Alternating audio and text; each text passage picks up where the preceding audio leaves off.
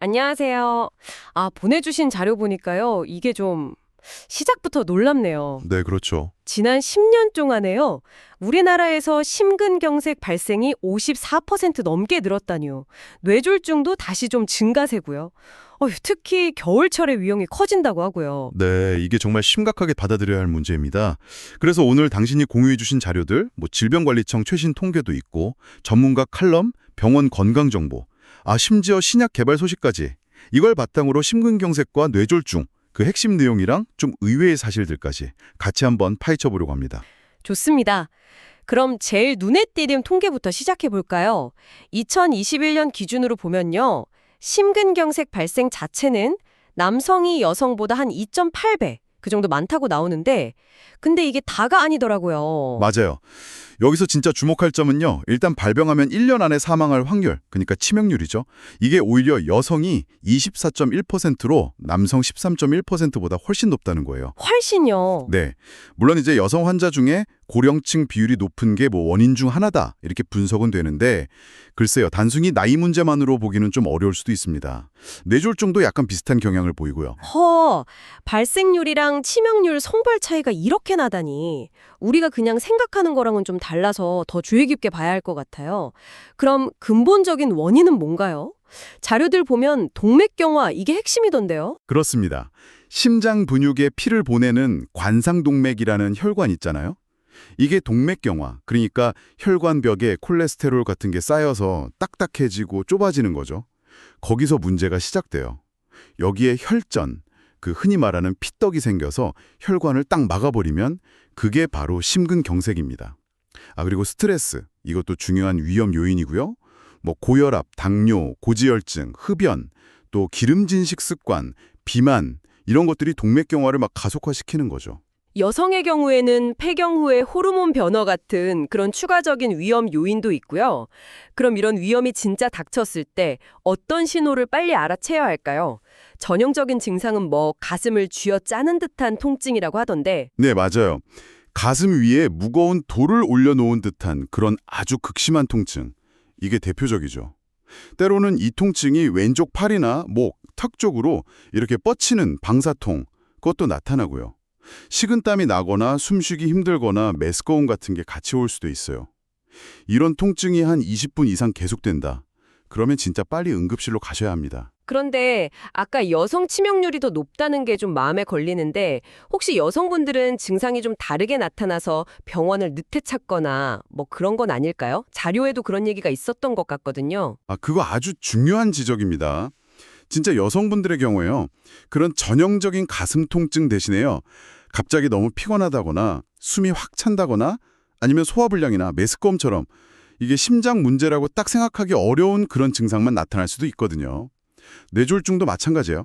갑자기 한쪽 팔다리에 힘이 쭉 빠지거나 마비가 오고 말이 어눌해지거나 잘 안 나오고 한쪽 눈이 안 보이거나 물체가 둘러 보이고 또 엄청 어지럽거나 갑자기 극심한 두통이 온다.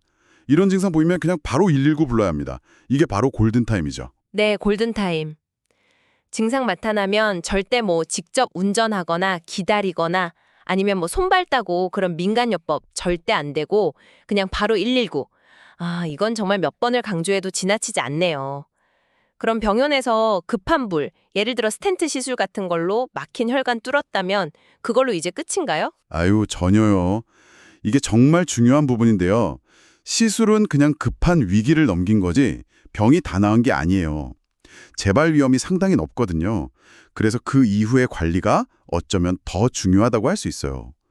처방받은 약 있잖아요. 특히 혈전 생성을 막는 항혈소판제, 그리고 콜레스테롤 낮추는 고지혈증 약, 스타틴 같은 거요. 이런 약은 진짜 평생 꾸준히 드셔야 합니다.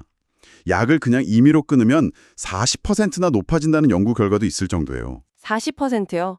와, 정말 엄청나네요. 그리고 콜레스테롤 수치도 그냥 보통 정상 기준보다 훨씬 엄격하게 관리해야 한다고요. LDL, 그 나쁜 콜레스테롤 수치를 70mg/dL 미만, 어떨 땐 55 미만까지 낮춰야 한다니. 와, 진짜 철저한 관리가 필요하겠네요. 네, 맞습니다. 재발 막으려면 그 정도 관리가 필요해요. 그리고 약 복용이랑 같이 정말 반드시 해야 하는 것. 바로 금연입니다. 금연. 금연요. 네. 시술 받고 나서도 담배를 계속 피우면요. 사망률이 10배 이상 높아진다는 국내 보고가 있어요. 10배요. 정말 치명적이죠. 반대로 금연만 성공해도 사망률을 36%나 줄일 수 있고요. 그리고 전자담배도 절대 대안이 될 수 없습니다. 금연 효과가 이렇게 확실하다니 정말 놀랍습니다.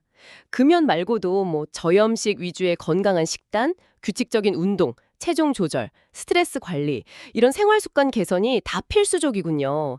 카페인 음료도 줄이는 게 좋다고 하고요. 맞습니다. 이런 노력들이 하나하나 쌓여야 건강을 지킬 수 있는 거죠. 그리고 한편으로는 좀 희망적인 연구 결과도 있었죠. 네네, 그 뿔고동 추출물이요. 네, 맞아요.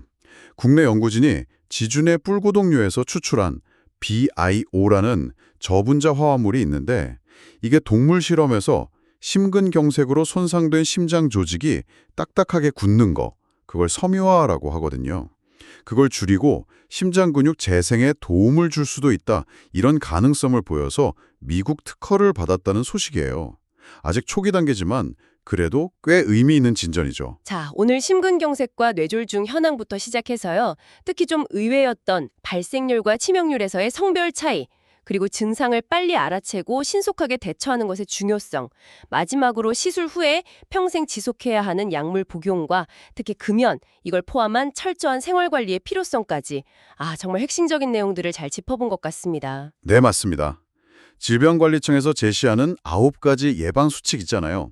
금연, 절주, 건강식단, 운동, 체중관리, 스트레스 관리, 정기검진, 만성질환 관리, 그리고 응급증상 숙지하는 거예요.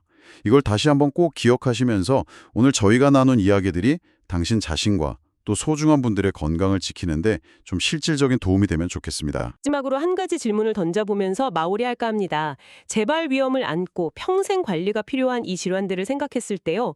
오늘 당장 당신의 심장과 뇌의 건강을 위해서 혹은 사랑하는 사람을 위해서 시작할 수 있는 가장 작지만 꾸준한 실천, 그게 뭘지 한번 잠깐 시간을 내서 고민해 보시면 어떨까요?